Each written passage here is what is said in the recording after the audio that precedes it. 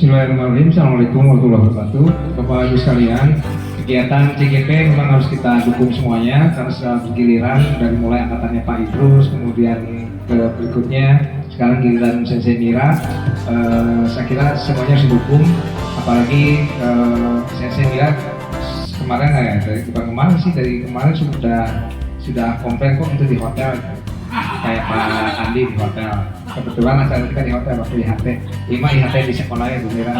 Yang penting kita lancar semuanya di kerjasamanya supaya nanti kita juga bisa pas giliran Bapak Ibu juga kita sama-sama seperti ini, kita tetap kompak mendukung teman kita yang lagi CGP. Saya kira itu saja. Terima kasih. Assalamualaikum warahmatullahi wabarakatuh. Waalaikumsalam.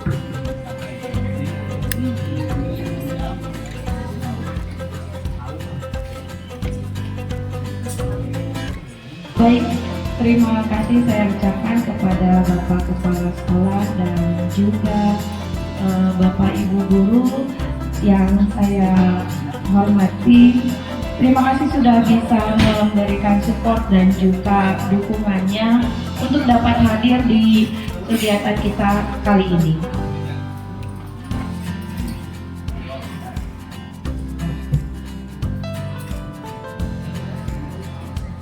Baik, saya percaya Bapak Ibu Guru Semanik, guru hebat dan juga luar biasa. Tepuk tangan untuk kita semua. Baik, pada kesempatan kali ini izinkan saya untuk menyampaikan mengenai memaparkan aksi nyata modul 1.4 diseminasi budaya positif yang memang kalau kita berbicara mengenai budaya positif, Bapak Ibu, saya ingin bertanya sedikit, apa sih yang sebenarnya terlintas di benak Bapak Ibu mengenai budaya positif ini? Mungkin ada Bapak Ibu yang mau berpendapat? Saya yang baik-baik, baik Pak Ismail. Ada lagi mungkin Bapak Ibu yang lain? Yang perlu didukung dan dikembangkan untuk kemajuan sekolah. Baik, terima kasih Pak Lutfi. Mungkin yang lain budaya yang perlu didukung untuk dikembangkan sekolah. Baik, betul. Bagus sekali Bu Demo ya, budaya yang harus ditanamkan sebagai karakter. Ya, tepat sekali Bapak Ibu, memang untuk budaya positif ini sangat penting sekali kita tanamkan khususnya di SMA Negeri 1 Ciampea ini, agar kenapa? Karena kita sebagai guru diharapkan untuk memahami budaya positif ini untuk dapat kita tumbuhkan pada diri kita sendiri dan juga tentunya pada siswa-siswi kita di SMA Negeri kita ini. Baik, berikutnya. Sebelum kita melanjutkan ke isi materi, mungkin kita akan melakukan sedikit ice breaking. Mohon kesediaannya untuk Bapak Ibu berdiri sebentar, mungkin silakan berdiri dan mungkin bisa berhadapan-hadapan dengan orang-orang di sebelahnya. Oke. Baik. Ice breaking yang akan kita lakukan apa sih gitu ya? Simpel saja sebenarnya Bapak Ibu. Kita awali dengan senyum yuk selama 30 detik dengan orang di depan kita. Kita saling memberikan senyum kepada orang di depan kita. Silakan dimulai Bapak Ibu. Oke, selama 30 detik senyum dengan orang yang ada di depannya. Iya. Bisa senyum. Oke. Diperhatikan teman yang di depannya. Berikan senyuman yang sangat tulus sekali. Oke, mungkin tadi. Oke, 5, 4, 3, 2, 1. Terima kasih tepuk tangan untuk semuanya. Silakan kembali duduk.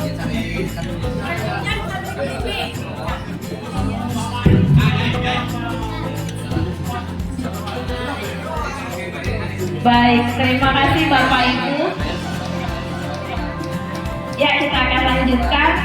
mengenai konsep inti dari budaya positif ini. Di sini ada beberapa materi yang akan kita bahas, yaitu yang pertama adalah mulai dari perubahan paradigma belajar, kemudian ada disiplin positif, kemudian juga ada nilai-nilai kebajikan universal, kemudian juga kita akan membahas mengenai kebutuhan dasar manusia dan juga motivasi perilaku manusia, kemudian ada posisi kontrol guru, lalu keyakinan kelas dan juga segitiga restitusi. Ya.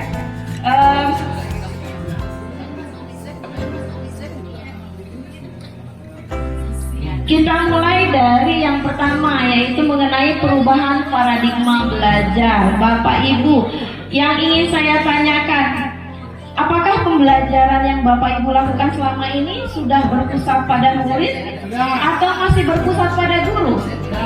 Sudah, terima kasih Pak Luki. Ada lagi mungkin yang lain?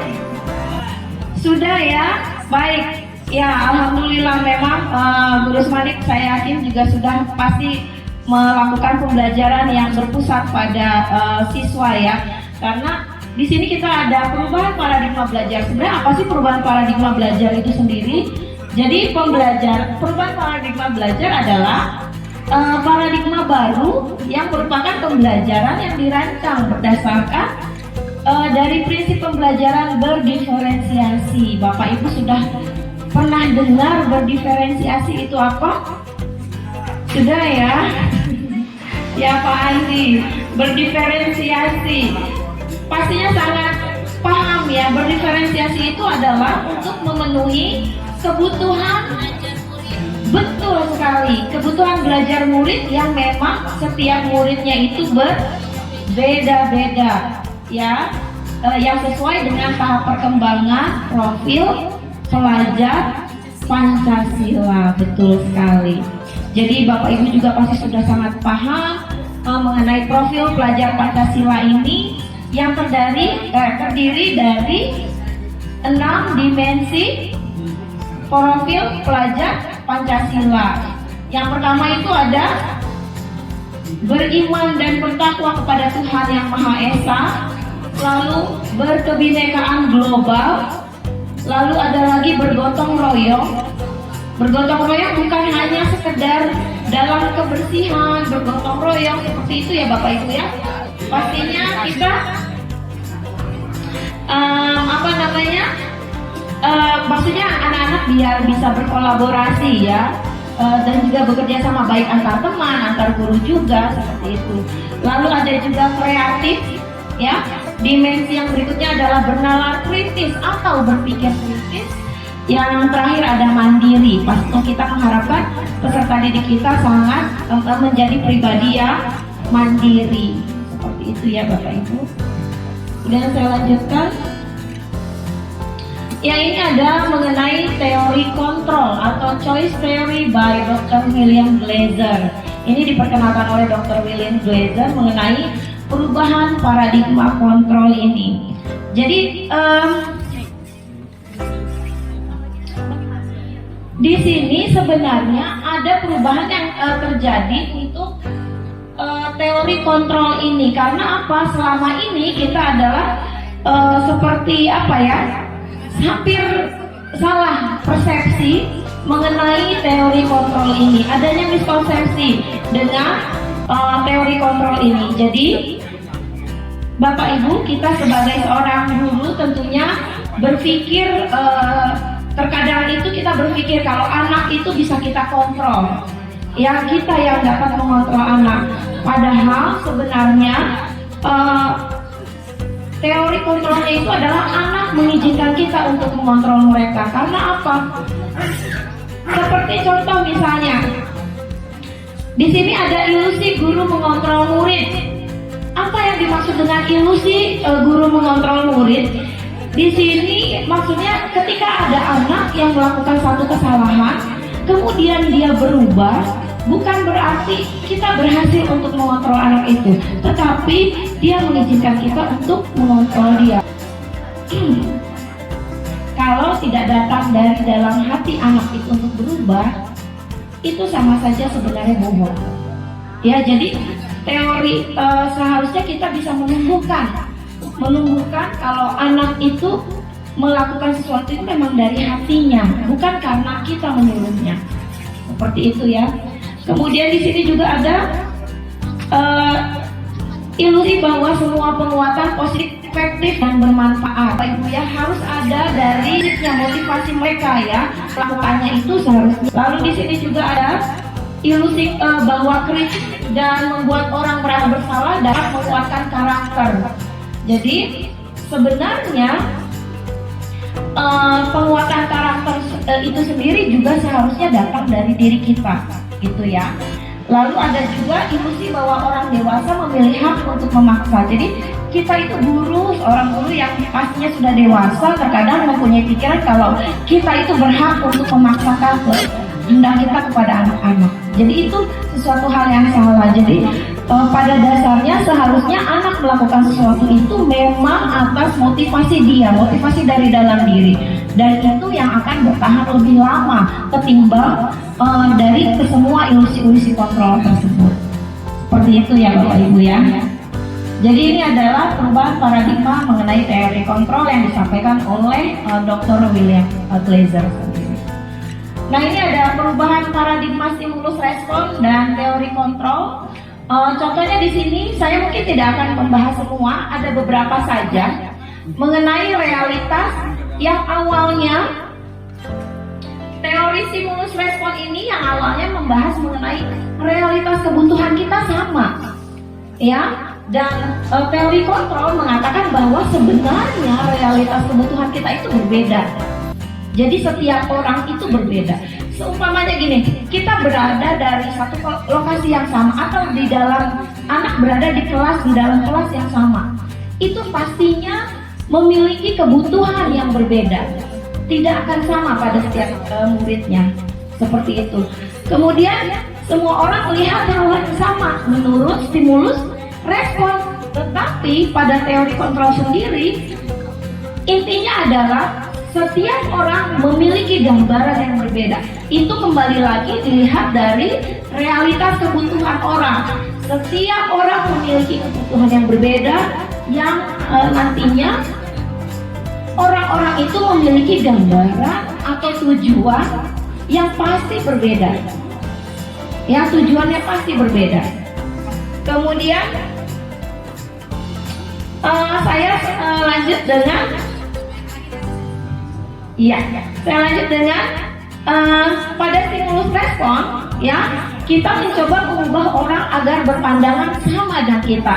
Ini tidak akan bisa ya, karena pada teori kontrolnya bagaimana caranya kita berusaha, kita tidak boleh memaksakan, tapi kita berusaha untuk memahami pandangan orang lain tentang dunia. Ya, karena berbagai pandangan itu pasti akan ada, berbeda-beda. Menurut ilmu filsafat pun kita diajarkan untuk mengenal sesuatu itu tidak hanya dari satu sisi, tapi melihat dari sisi lainnya. Seperti itu. Kemudian, ketika yang berikutnya adalah perilaku buruk dilihat dari suatu kesalahan. Bapak Ibu, kalau kita melihat dari teori kontrol, semua perilaku memiliki tujuan. Jadi pada intinya adalah ketika anak melakukan suatu kesalahan, pasti dia ada tujuannya apa. Gitu, dan itu yang harus kita gali sebenarnya. Jangan sampai kita langsung menyalahkan si anak tersebut. Itu yang harus kita pahami dari anak. Kemudian yang terakhir, model berpikir menang atau kalah. Pada teori kontrol berubah menjadi model berpikir menang-menang atau yang sering kita dengar win-win solution. Jadi ketika anak berbuat salah, jangan berpikir kalau kita guru ini yang selalu menang. Tidak, kita harus mengajak berkomunikasi secara positif kepada siswa, mencari solusinya, apa yang mendasari mereka melakukan kesalahan tersebut. Kemudian karena apa? Bapak Ibu guru sekalian, ketika anak merasa kalah, merasa salah, mungkin itu akan terbawa emosinya sampai besar, dan menciptakan satu karakter yang terbawa mungkin sampai besar. Jadi kita itu harus mencari latar belakangnya dulu, diajak melakukan komunikasi efektif. Seperti itu Bapak Ibu. Baik, sebelum saya lanjutkan, masih semangat semua? Semangat ya. Mudah-mudahan masih semangat semuanya ya. Oke, kita akan lanjutkan ke disiplin positif. Di sini ada disiplin positif. Ini sebenarnya positif ini, disiplin ini berasal dari bahasa Latin yang disiplina ya artinya belajar. Jadi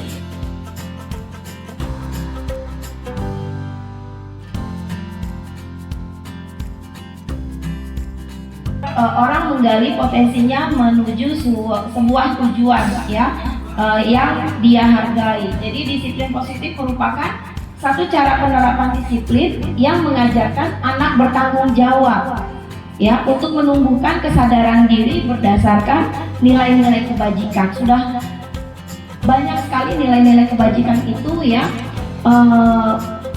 ya seperti yang kita ketahui bahwa disiplin positif lebih ke arah disiplin yang dapat mengontrol diri dalam melakukan segala tindakan.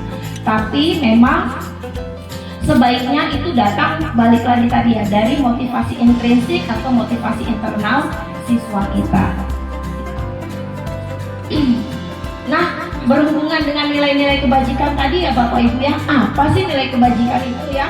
Jadi kalau memang bisa di sini dilihat, nilai kebajikan adalah nilai yang disepakati bersama.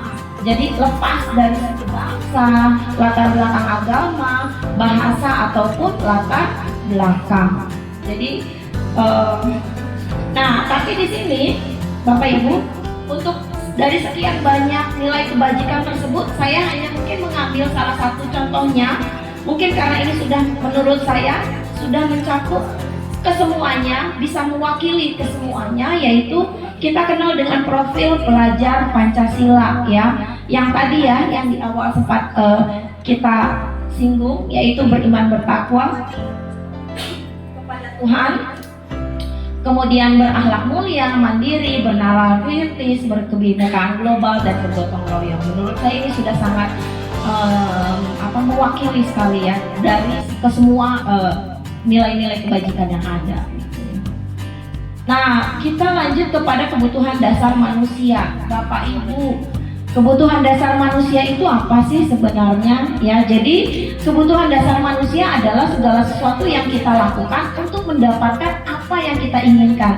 Jadi kita untuk mencapai satu keinginan itu ada kebutuhan dasar yang mendorongnya.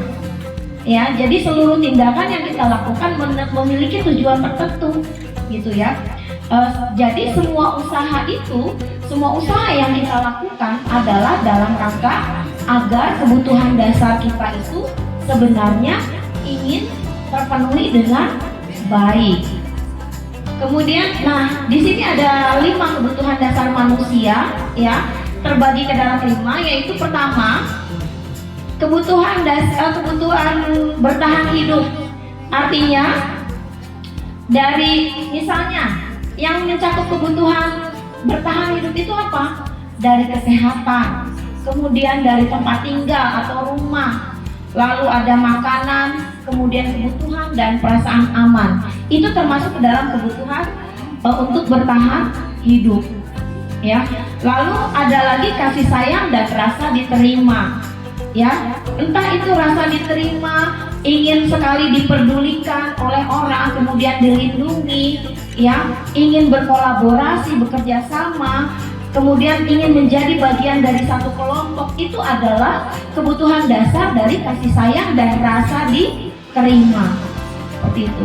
Lalu ada lagi penguasaan. Apa yang termasuk ke dalam kebutuhan dasar penguasaan ini? Yaitu adalah harga diri, keinginan untuk dianggap, memimpin, berprestasi, ya, kemudian juga diakui dan juga didengar. Ini termasuk menjadi kebutuhan dasar manusia kita semua, ya. Kemudian kebebasan. Kebebasan di sini apa? Ya, tadi bisa menjadi mandiri, yaitu bentuk salah satu kebebasan juga. Lalu memilih dari pilihan, sekian banyak pilihan kita berhak untuk memilih satu. Seperti itu. Kemudian mencoba hal yang baru, itu juga satu bentuk kebutuhan dasar yang merupakan kebebasan. Kemudian mampu mengendalikan arah dirinya, itu adalah pada dasarnya adalah kebutuhan dasar kita sendiri. Nah, kemudian kesenangan. Nah, ada kebutuhan dasar bermain, ya, humoris, kemudian antusiasme tertawa, itu termasuk ke dalam kebutuhan dasar kesenangan. Semua manusia pada dasarnya ingin memiliki kebutuhan 5 kebutuhan dasar ini. Jika salah satunya tidak terpenuhi, ya, akan kemungkinan memang ada sesuatu yang tidak seimbang. Ya, jadi makanya terkadang anak juga berbuat salah, berbuat nakal, itu harus diketahui dulu dia kebutuhan dasar apa yang dia belum terpenuhi. Jadi ya, itulah yang harus kita cari tahu dengan kembali lagi komunikasi efektif tersebut, ya Bapak Ibu ya. Nah, berhubungan dengan motivasi perilaku manusia, ya.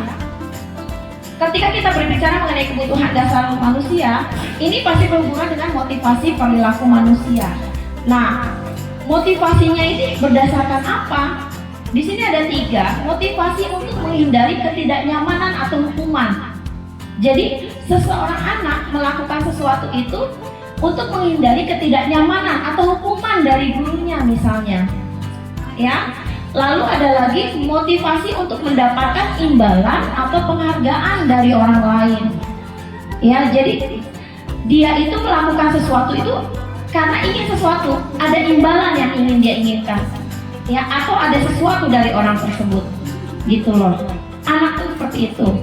Lalu ada lagi motivasi untuk menjadi orang yang diinginkan dan menghargai diri sendiri dengan nilai-nilai yang dipercaya. Nah, Bapak Ibu, untuk kedua motivasi tadi yang di awal, menghindari ketidaknyamanan atau hukuman, lalu mendapatkan imbalan atau penghargaan dari orang lain, ini termasuk ke dalam motivasi ekstrinsik yang seharusnya kita hindari. Karena apa? Ini tidak akan bertahan lama, jangkanya tidak akan lama.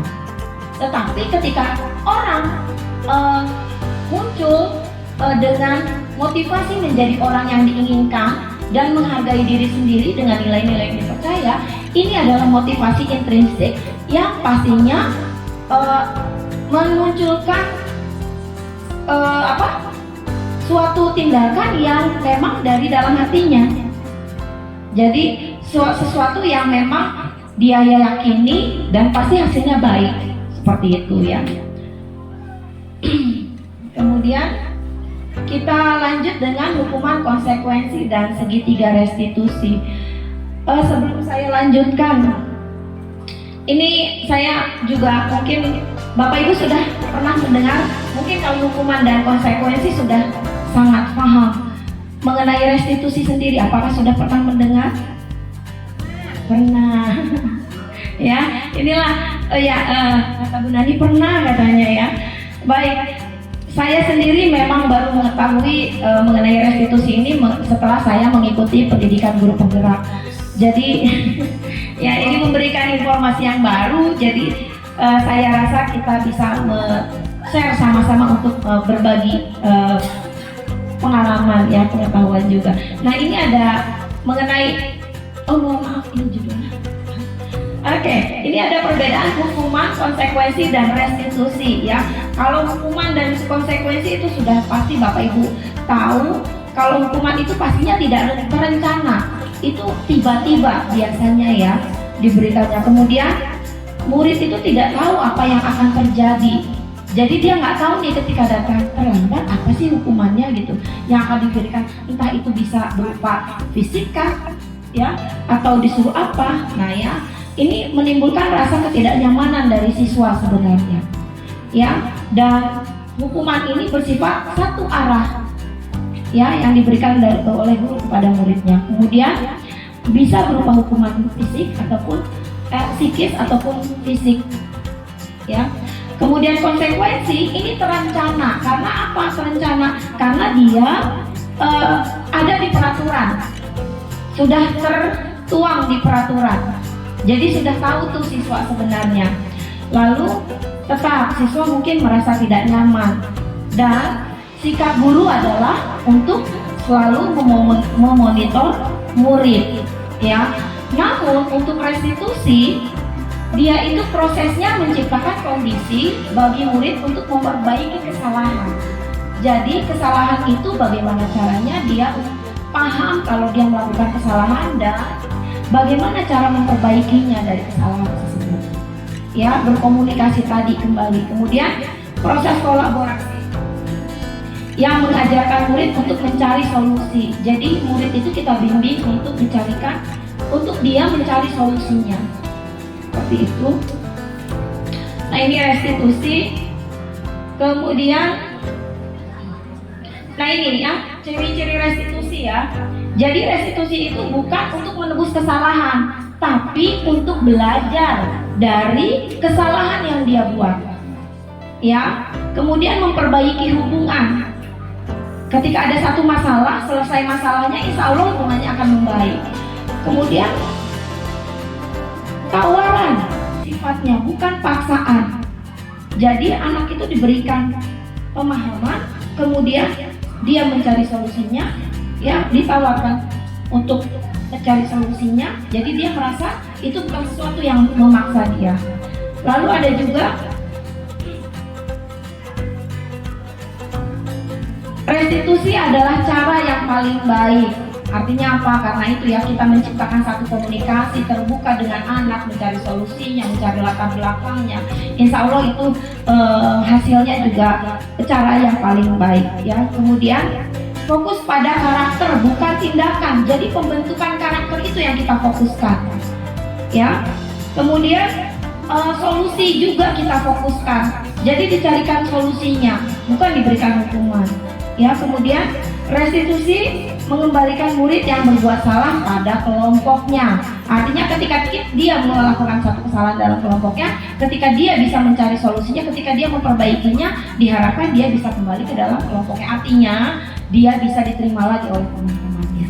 Seperti itu. Ibu. Nah, ini ada identitas gagal dan sukses. Kita skip aja. Nah, kita masuk ke posisi kontrol guru. Ya.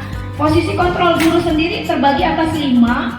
Ada penghukum, ada pembuat merasa bersalah, ada teman, ada posisi kontrol guru sebagai pemantau, ada posisi kontrol guru sebagai manajer. Apa sih bedanya ya? Penghukum, pembuat merasa bersalah, teman, dan pemantau ini. Kita lanjutkan. Yang pertama ini penghukum ya. Jadi posisi kontrol seorang guru penghukum itu adalah bisa menggunakan hukuman fisik maupun secara verbal ya. Jadi orang-orang yang menjalankan posisi penghukum ini, dia senantiasa mengatakan bahwa sekolah memerlukan sistem atau alat yang dapat lebih menekan murid-murid lebih dalam lagi. Jadi guru-guru yang menerapkan posisi penghukum akan berkata biasanya dengan patuhi aturan saya, atau kalau tidak awas kamu, seperti itu, atau kamu selalu saja salah. Nah, ini dia posisi kontrol guru sebagai penghukum. Ya, jadi guru yang seperti ini senantiasa percaya hanya ada satu cara agar pembelajaran bisa berhasil, yaitu cara guru tersebut, cara guru dia tersebut. Itu ya. Baik, kemudian kita lanjutkan kepada pembuat merasa bersalah. Pada posisi ini biasanya guru akan bersuara lebih lembut ya. Pembuat rasa bersalah akan menggunakan keheningan yang membuat orang lain merasa tidak nyaman, yang merasa bersalah atau rendah diri. Biasanya nih kata-kata yang keluar itu lembut, seperti ibu sangat kecewa sekali dengan kamu. Lalu berapa kali bapak harus memberitahu kamu ya? Walaupun suaranya lembut tapi maknanya sangat mendalam, dan ini bisa membuat anak itu merasa bersalah ya. Kemudian di posisi ini murid akan memiliki penilaian diri yang buruk tentang diri mereka. Jadi ini akan membawa dirinya merasa, oh iya ya, ternyata saya kok gini ya gitu. Jadi dia merasa bersalah gitu ya, merasa tidak berharga gitu ya, dan telah mengecewakan orang-orang yang disayanginya. Lalu bagaimana posisi kontrol guru sebagai seorang teman? Nah, posisi kontrol seorang teman ini tidak akan menyakiti murid sebenarnya, tapi ya tetap berupaya mengontrol murid melalui persuasi. Posisi teman pada guru bisa negatif ataupun positif. Hal ini juga ada dua ya. Jadi bisa menjadi negatif ataupun positif. Positif di sini berupa hubungan yang baik yang terjalin antara guru dan murid. Ya, jadi posisi teman menggunakan hubungan baik dan humor untuk mempengaruhi seseorang. Mereka akan berkata biasanya, ayo bantulah demi bapak ya, gitu. Atau ayo ingat tidak dengan bantuan bapak selama ini. Ya, jadi ya sudah, kali ini tidak apa-apa, nanti ibu bantu bereskan. Jadi hal negatifnya dari posisi teman ini adalah bila suatu saat guru tersebut tidak membantu, maka murid akan kecewa dan berkata, saya pikir bapak dan ibu adalah teman saya. Ya, karena sudah menganggap sebagai seorang teman tadi. Kemudian posisi pemantau ya. Memantau itu artinya mengawasi. Jadi pada saat kita mengawasi, kita bertanggung jawab atas perilaku orang-orang yang kita awasi. Ya, posisi pemantau berdasarkan pada peraturan-peraturan dan konsekuensi. Jadi menggunakan sanksi atau konsekuensi, kita dapat memisahkan hubungan pribadi kita dengan murid. Sebagai seseorang yang menjalankan posisi pemantau, pertanyaan yang sering diajukan seorang pemantau adalah, peraturannya apa? Gitu ya. Jadi apa yang telah kamu lakukan? Nah, biasanya keluar kata-kata ini. Sanksi atau konsekuensinya apa? Seperti itu. Lalu yang terakhir, ini ada posisi manajer ya. Posisi manajer adalah posisi di mana guru berbuat sesuatu bersama dengan murid, mempersilahkan murid, mempertanggungjawabkan perilakunya, mendukung murid agar dapat menemukan solusi atas permasalahannya sendiri. Seorang manajer akan berkata biasanya, apa yang kita yakini? Ya, kembali lagi tadi pada keyakinan kelas, nanti ya kita akan bahas itu. Kemudian, apakah kamu meyakininya? Ya, jika kamu meyakininya, apakah kamu bersedia memperbaikinya? Seperti itu. Jadi di murid itu diajak komunikasi, dicari masalahnya apa, yang dia butuhkan itu apa. Jadi tugas orang manajer bukan untuk mengatur perilaku seseorang.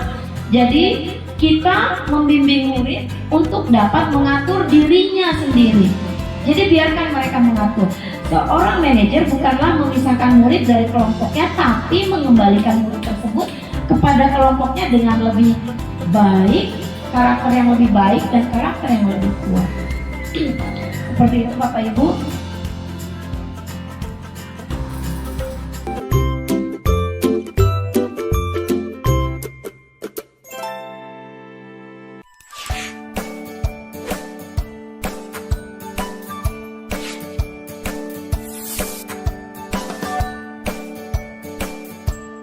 Halo, Bapak Ibu Guru calon guru penggerak. Video ini akan menampilkan 5 adegan interaksi guru dan murid. Silakan menonton dan merefleksikannya.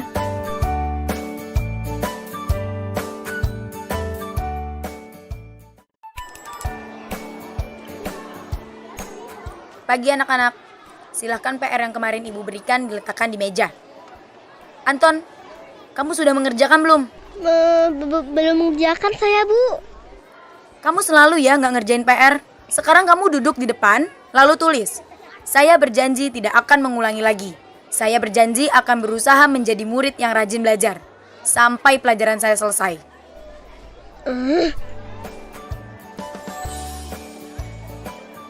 Pagi anak-anak. Hari ini ada tugas ya? Ada yang belum mengerjakan? Anton, kamu sudah mengerjakan? Belum, Pak. Kamu nggak ngerjain tugas ya? Kamu mau jadi apa nanti? Kamu niat sekolah nggak sih? Coba, bayangkan orang tuamu betapa kecewanya sama kamu kamu itu sudah kelas 5. Harusnya bertanggung jawab sama dirimu sendiri.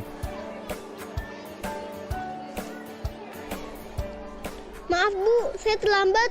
Ya udah, nanti jangan diulangi lagi ya. Kalau kamu rajin, Ibu senang lihatnya. Ya, lain kali tepat waktu ya masuknya. Tos dulu dong. Kita kan teman. Wah, jadi kalau aku terlambat lagi, nggak apa-apa ya.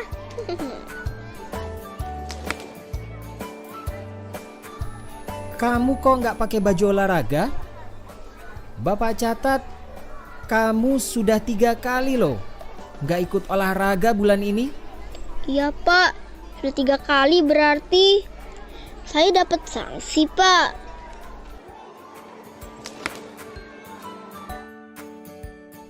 Ini Bu, saya mau ngumpulin tugas. Maaf ya Bu, saya terlambat ngumpulin tugas. Kenapa kamu terlambat mengumpulkan tugas? Iya Bu, saya kalau sore bantuin ibu jaga warung, gak sempat ngerjain tugas. Kira-kira nih, apa yang bisa kamu perbaiki supaya kamu bisa mengerjakan tugas tepat waktu? Coba, kapan biasanya kamu membantu ibu jualan? Jam 6 sampai jam 8 malam Bu.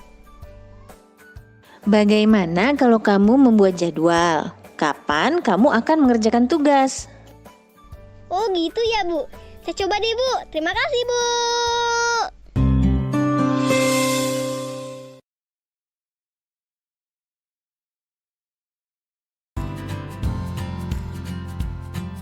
Jadi sudah di posisi kontrol apakah Bapak Ibu saat ini memantau? Nggak apa-apa sebenarnya ya, masih semua memang butuh proses, tapi mungkin suatu saat kita bisa menjadi seorang posisi kontrol guru sebagai manajer.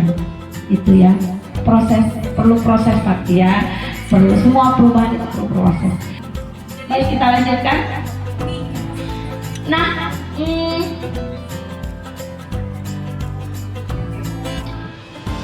oke. Kepencet. Bapak Ibu, posisi kontrol apakah saya? Kalau ada kata-kata seperti ini, saya merasa kecewa sekali dengan kamu. Biasanya ini posisi kontrol apa nih guru yang seperti ini? Posisi kontrol apa Bapak Ibu, ada yang bisa menjawab? Ya? Pak Furkan silakan. Oke, posisi kontrol pembuat merasa bersalah kata Pak Furkon. Kita lihat baik, betul ya. Jadi memang kalau yang ini saya merasa kecewa sekali dengan kamu. Jadi guru tersebut membuat merasa bersalah siswanya ya. Lalu yang kedua nih, posisi kontrol apakah saya? Kamu tidak pernah benar melakukannya. Apa nih Bapak Ibu? Penghukum? Ada yang lain? Penghukum?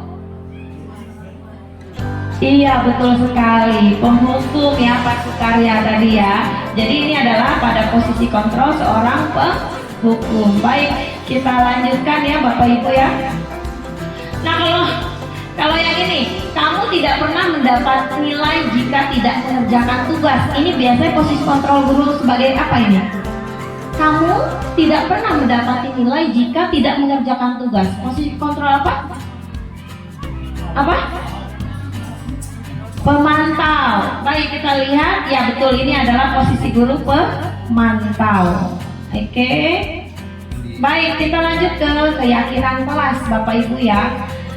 Keyakinan kelas itu apa? Jadi keyakinan kelas adalah setiap tindakan atau perilaku yang kita lakukan di dalam kelas dapat menentukan terciptanya sebuah lingkungan positif. Jadi perilaku warga kelas tersebut menjadi sebuah kebiasaan karakter yang memang dijalani ya. Kemudian terbentuknya budaya positif ini tentunya perlu ada namanya kesepakatan bersama yang dibuat bersama ya, yang kemudian dijalani secara bersama-sama juga dari warga kelasnya. Nah, ada pertanyaan, mengapa keyakinan kelas? Kenapa bukan peraturan kelas? Ya, Bapak Ibu, baik. sebelum menjawab pertanyaan itu, saya ingin bertanya nih, mengapa kita memiliki peraturan tentang penggunaan helm pada saat mengendarai kendaraan bermotor? Menurut Bapak Ibu, kenapa kita pakai helm? Keselamatan, betul. Kemudian, kenapa kita memakai masker atau mencuci tangan? Karena menjaga kesehatan. Nah, itulah yang disebut keyakinan Bapak Ibu. Kita yakin ketika kita pakai helm itu menjaga keselamatan kita. Ketika kita pakai masker itu akan melindungi kita dari entah itu virus, ya, dari entah itu ya betul. Ketika kita mencuci tangan itu untuk kebersihan. Itulah yang kita yakini. Ya, jadi keyakinan kelas itu dibuat untuk diyakini, bukan untuk, karena kalau hanya ditaati, siswa mungkin akan melanggar. Tapi kalau diyakini, itu dari dalam hati. Ya, Bapak Ibu ya. Nah, itu tadi. Jadi pembentukan keyakinan kelas ini atau sekolah, ya, keyakinan sekolah atau kelas ini bersifat abstrak. Sifatnya lebih abstrak, ya. Karena apa? Peraturan itu sifatnya lebih rinci, ya, lebih konkret, itu bedanya. Lalu keyakinan kelas ini berupa pernyataan-pernyataan universal, ya, yang senantiasa dibuat dalam bentuknya itu harus positif. Maksudnya seperti apa? Dilarang membuang sampah, nah itu negatif kan? Dilarang. Bikin yang positifnya apa misalnya? Betul, buanglah sampah pada tempatnya atau jagalah kebersihan. Ya, jadi tidak menggunakan kata-kata yang negatif, ya. Kemudian keyakinan kelas sebaiknya sesuatu yang dapat diterapkan di lingkungan tersebut, ya. Dan keyakinan kelas biasanya tidak terlalu banyak. Kalau peraturan kan terinci, ya, banyak sekali peraturan itu. Ya, kemudian semua warga kelas hendaknya ikut berkontribusi. Jadi ikut memikirkan apa nih yang akan kita yakini bersama-sama, ya. Jadi bersedia meninjau kembali keyakinan kelas dari waktu ke waktu. Jadi bisa mungkin berkembang keyakinan kelas tersebut. Nah, ini beberapa prosedur ya untuk pembentukan keyakinan kelas atau sekolah. Ya, jadi ada. Nah, ini tadi ya mengenai kalimat negatif. Jangan berlari di kelas atau koridor. Ganti dengan kalimat positif menjadi berjalanlah di kelas atau koridor. Jadi bikin dengan kalimat positif. Baik. Nah, ini contoh keyakinan kelas ya, selalu bersikap positif, senantiasa menjadi diri terbaik, senantiasa membantu, mengedepankan kejujuran, kemudian menyimpan kembali barang pada tempatnya. Ini semuanya dari kalimat yang positif. Nah, Bapak Ibu, ini adalah segitiga restitusi ya. Yang tadi sempat saya bahas mengenai restitusi bagian terakhir. Segitiga restitusi itu apa? Yaitu adalah suatu proses dialog yang dijalankan oleh guru agar dapat menghasilkan murid yang mandiri dan bertanggung jawab. Jadi tahapan segitiga restitusi itu apa saja? Ya, yang pertama menstabilkan identitas. Apa sih menstabilkan identitas itu? Jadi menstabilkan identitas dilakukan berdasarkan prinsip bahwa membuat kesalahan adalah bagian dari proses pembelajaran, ya, yang nantinya akan menggeser identitas gagal ke arah identitas sukses. Seperti itu ya. Jadi dia tahapan yang pertama adalah menstabilkan identitas. Kemudian jadi berbuat salah itu hal yang manusiawi, bisa menggunakan kata-kata itu ya. Atau kita pasti bisa menyelesaikan permasalahan ini, ya. Kalau kamu menyalahkan dirimu sendiri, apakah kamu bersikap baik pada dirimu sendiri? Seperti itu. Jadi ini beberapa kalimat, beberapa contoh dari menstabilkan identitas. Lalu tahapan yang kedua adalah validasi tindakan yang salah. Validasi tindakan yang salah dilakukan berdasarkan prinsip bahwa setiap perilaku berupaya memenuhi satu kebutuhan tertentu. Jadi ada di balik perilaku yang dia lakukan ada satu kebutuhan yang ingin dia penuhi, ya. Jadi guru atau orang tua akan bergeser dari pemikiran stimulus respon menjadi aktif ya, serta akan lebih mengenali dan mengakui kebutuhan murid atau tidak. Nah, ini kata-kata yang biasa dipakai pada validasi tindakan yang salah ya. Kamu pasti punya alasan mengapa kamu melakukannya ya. Apa yang penting bagi kamu? Atau maukah belajar cara lain untuk mendapatkan apa yang kamu butuhkan tanpa harus memukul? Ya, ini beberapa kalimat yang bisa kita pakai. Kemudian menanyakan keyakinan. Tahap ketiga yaitu menanyakan keyakinan. Menanyakan keyakinan ini dilakukan dengan memberi pertanyaan-pertanyaan bermakna kepada murid ya atau anak untuk memunculkan motivasi secara intrinsik sehingga mampu mengaitkan keyakinannya dengan tindakannya yang salah. Ya, kalimatnya bisa dengan apa nilai yang kita percayai di sekolah atau di kelas. Ya, nilai-nilai apa yang telah kita sepakati. Ya, dengan pembentukan keyakinan kelas tadi ya. Jadi ini bisa kita gunakan. Itu. Nah, Bapak Ibu, ini mungkin ada sedikit video mengenai tahapan segitiga restitusi yang bisa kita lihat sama-sama. Mari kita tonton sebentar.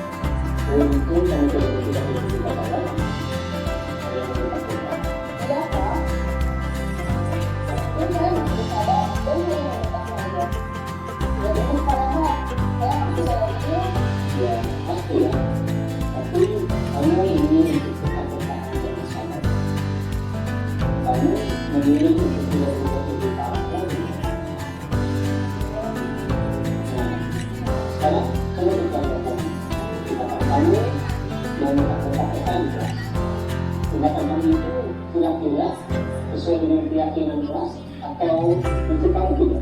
Enggak lah Pak.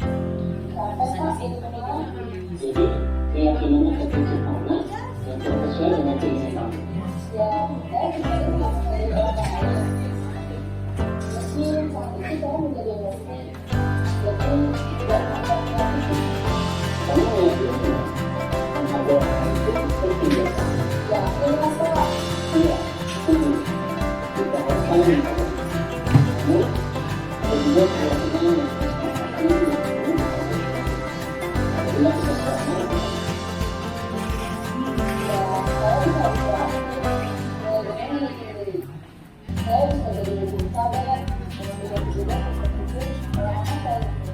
Kira-kira kamu bersedia memperbaiki masalah itu tidak? Iya Pak. Ayo kamu memperbaiki masalah ini.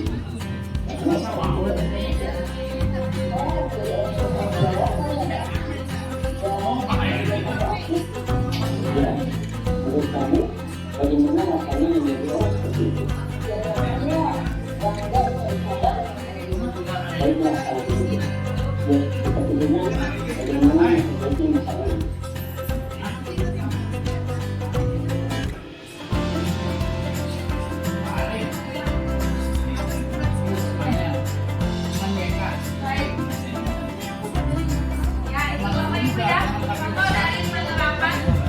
Segitiga restitusi kita sampai pada penutup dalam penerapan program disiplin positif. Jadi hendaknya guru memiliki standar kepribadian profesional dan sosial yang baik, di mana guru mampu merefleksi dirinya dalam posisi kontrol saat ini. Jadi bagaimana perjalanan dirinya sebagai among atau manajer yang menuntut murid-muridnya menjadi insan yang mandiri, merdeka, dan bertanggung jawab. Ini sesuai dengan standar nasional pendidikan kita. Mungkin itu yang bisa saya sampaikan pada diseminasi kali ini. Terima kasih. Wassalamualaikum warahmatullahi wabarakatuh. Selesai acara diseminasi dari Ibu Mira Maria Upa. Mudah-mudahan banyak sisi positif yang bisa kita ambil hari ini, yang menjadi motivasi kita untuk bisa lebih baik lagi, bisa menjadi murid kita menjadi orang-orang sukses. Terima kasih. Selamat